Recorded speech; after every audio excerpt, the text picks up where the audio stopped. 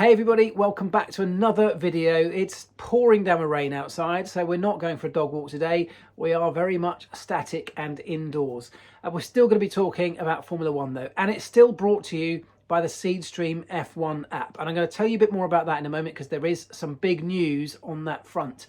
In this week's video, of course, we're going to talk about Lando Norris, the feel-good story that is Lando winning his first Grand Prix in Miami. We'll cover everything off around that, together with the McLaren stories that are alongside it.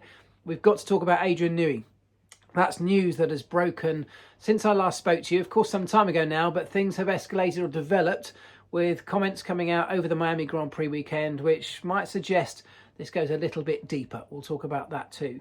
We're going to talk about Daniel Ricciardo and a sort of up and down weekend for him, Kevin Magnussen's driving standards, plus other things, crash damage, more crash damage at Williams.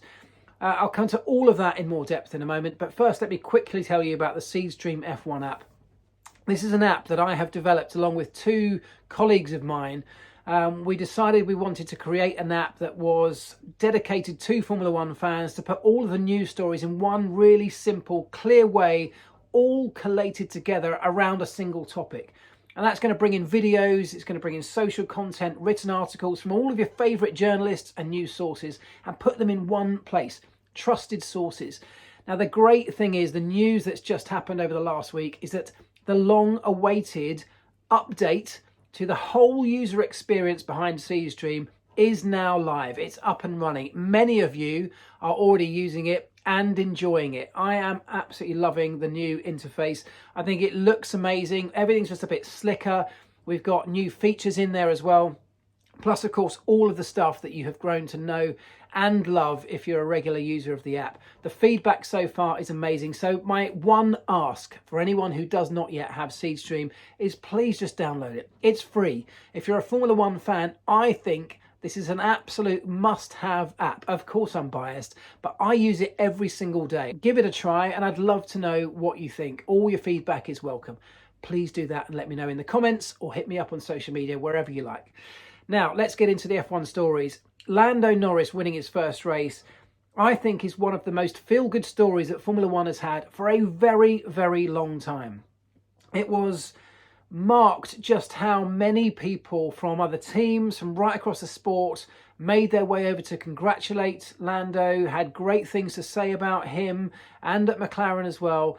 This is a popular victory. Formula One fans, I think, have loved it. It's been great for Formula One just to get another winner. But I think above all of those things, the Miami Grand Prix was a great race. It had a little bit of everything. It was action-packed from start to finish. And most importantly, it was close. The reason it's close, if you look into the data of how the top three teams performed, their average race pace over the entirety of the Grand Prix, when you look at average lap pace, was pretty much the same. That's Red Bull, Ferrari and McLaren. I know at the end, of course, Lando was way quicker than anybody, but at the beginning of the race he was slower. But their overall race pace was incredibly similar. That has kept the whole event alive. Lots of different strategies playing out, of course. And look, I don't buy anyone who says it was all about that safety car and Lando lucked into this. Their strategy was designed to take into account a late safety car. When you're figuring out race strategy, you weigh up things like the likelihood of a safety car. Now, this is an almost street-type circuit. It's got concrete walls all around it. In an accident, it's highly likely you're going to end up with a safety car. So you factor that in when you're looking at the probabilities that play into deciding which race strategy you're going to go on. And the reason they were able to go long was because the car was working really well, looking after its tyres incredibly well. Even before the safety car, Lando was on very old medium tyres that he'd started the race on and was still banging in fastest lap after fastest lap, still improving. This was a car that had numerous upgrades brought to it this weekend, and they all worked. And that is the key, not just for this weekend, but moving forward. McLaren have a new wind tunnel online this year, and it's working. The correlation between that tunnel, the CFD, that's the virtual world in which they simulate many of these components and these aerodynamic pieces before they ever get made and put onto a car, all of that data is perfectly synced with each other. They're all linking in. When you work out these things in the virtual world or try something out in the wind tunnel, if they decide to go ahead because they see gains and make it in reality at full scale, put it onto an actual race car, deliver it to a racetrack, they're seeing the same results they saw in testing, in virtual and in the wind tunnel. And that is so important for a team to be able to rely on that moving forward. It means that future updates, they can be really confident that if they see gains and results back at the factory, they will also see those results when they bring them to the car. It's such a big win for a Formula One team to have that trust and confidence between factory and the racetrack. And I believe that McLaren are in a great place there. And that means that whilst it may well be a little bit up and down as the season goes on with different circuits suiting the Red Bull, of course, we still expect that to be the fastest car over the long term at this point. McLaren can be really confident they're on their way back. And future updates, which I'm sure they will be bringing, will start to add more performance because, as I just said, their correlation's working well. Red Bull are going to bring their own updates too. So this is absolutely, let's not get overexcited about McLaren suddenly being on for a championship, but things are working in the right direction. And whether a championship is a possibility this year or not, in future years, next year, particularly in this stable set of regulations before the big change in 26, McLaren can feel very, very happy and very confident about building their chances. From Lando Norris's point of view, he's shown huge confidence in the team and that is being repaid. He signed a long-term contract extension just before the Lewis Hamilton news broke about him going to Ferrari and this whole stack of cars starting to fall in the driver market. Long before that, or shortly before that was all a thing, Lando Norris had already committed to McLaren, and that's a really good sign. It shows stability, it shows confidence that the people in the factory and the wider team know that he's got confidence. He's now starting to feel and realise that they all have confidence in him, and this is going in the right direction. I have so much time and respect for the leadership team and everybody at McLaren because this has been building for a long time. This is not the work of a moment. The procedures, the team and the personnel, the structures, the processes, the organisation is building in this direction and has been for quite a long time. And now they're starting to see results, and that's going to just elevate the confidence levels from everybody at that organisation to a whole nother stratosphere. And who knows what's possible from here. So I'm very excited, very happy and very proud of all of my Formula colleagues at McLaren, and long may this run continue. That is Lando Norris. Great stuff from Oscar Piastri as well, which only had half the upgrades on his car, but also showed really good pace. So things looking promising for everybody there in orange or papaya. Let's talk about Adrian Newey. We know about the big news of him announcing that he's leaving Red Bull. We've had statements now confirming all of that news. He'll be leaving the team in the first quarter of 2025. He's also, over the Miami Grand Prix weekend, announced or confirmed that he is going to be taking a break. He's going to take some time off once he leaves Red Bull Racing before he decides what to do next. But I firmly believe we will see him back in Formula One. By all accounts, he's negotiated out of his gardening, a long period of gardening leave that everybody at that level of a Formula One organisation has, whereby he would normally not be able to go and work for a competitor. He's managed to negotiate out of that by stepping back from the F1 programme now, working on the RB17 hypercar at Red Bull and not being involved in the day-to-day running of the Formula One team. That will count as a sort of F1 type gardening leave, if you like, freeing him up to go and work somewhere else. So whilst he may well take a break, and I think he absolutely deserves to do that, he can have the luxury of being able to spend time at home with his family, do whatever he wants, do a bit of travelling, I firmly believe he will be back. With a big regulation set change coming on the horizon, that's too tempting surely for Adrian Newey to miss. And I actually think this could end up going the way of Ferrari. Adrian Newey has always been hesitant about joining Ferrari, and one of his reasons for that was always that he didn't want to go and work and live in Italy. Ferrari's been a difficult place to work at times in the past, but things are changing there. Like McLaren are building something and changing the organisational structure, building towards success. Ferrari are doing exactly the same thing. They're in a great place. Fred Vasseur is the perfect guy to lead that team, and things are changing for the better.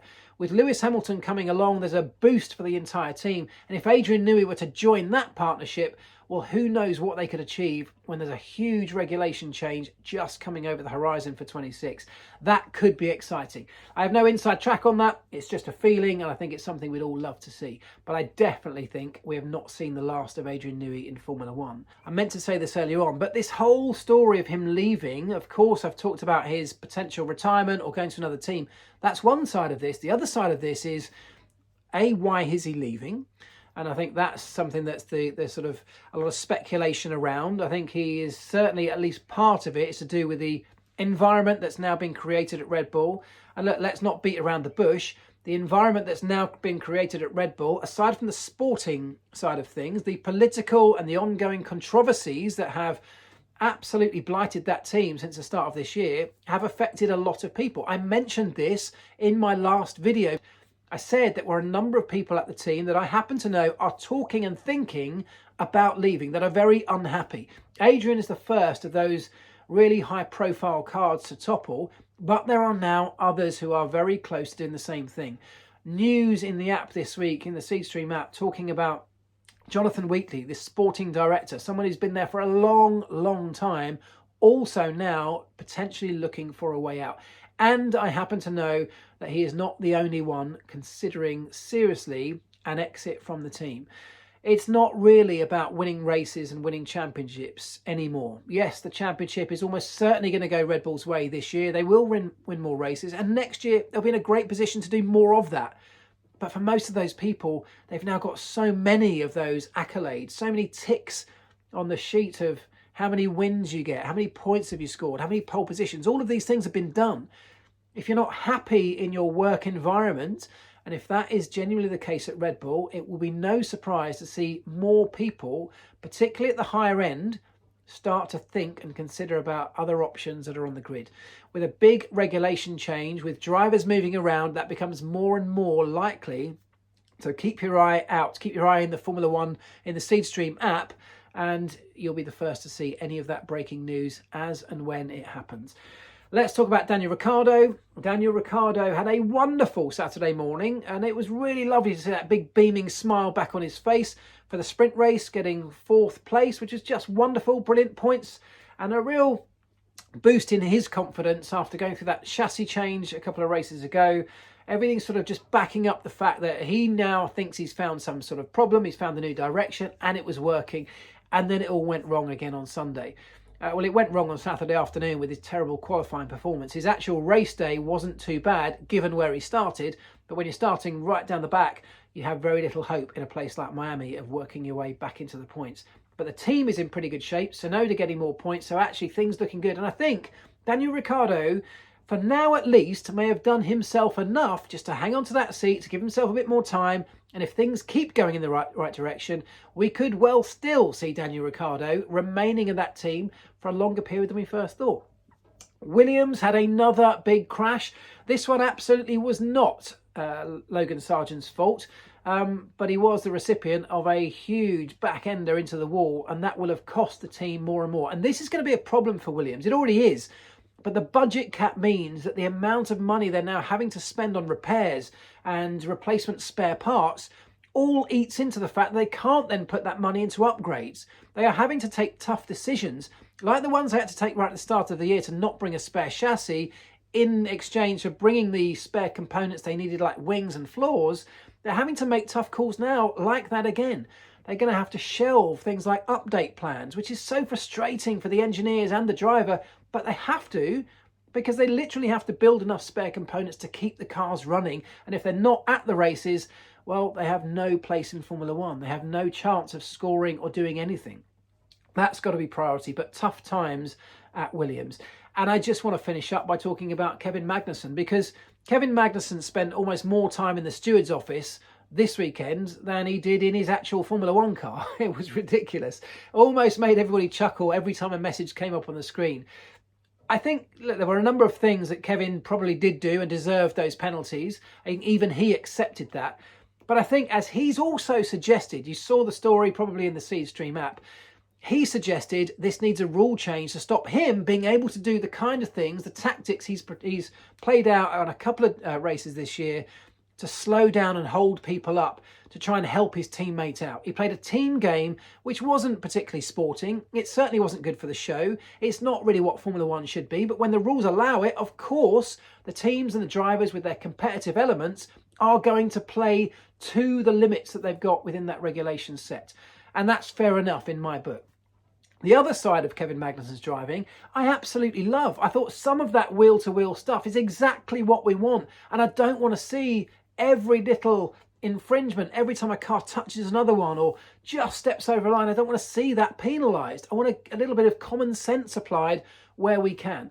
Of course, it's a very difficult line to find the exact right side of, but I hope we don't sterilise Formula One too much by ironing out any aggressive driving, any aggressive defensive play, all of this wheel-to-wheel action-based stuff that really lights up Formula One and its fans. I want to keep that. And Kevin Magnussen, for me, is actually on many occasions, when he's the right side of that line, doing a great job of doing just that. That, I think, is about it. I think I've covered all of the major stories. I really would love you to go and check out the SeedStream F1 app and to tell me what you think. We've put a huge amount of work into it. As I said, I really, really love it.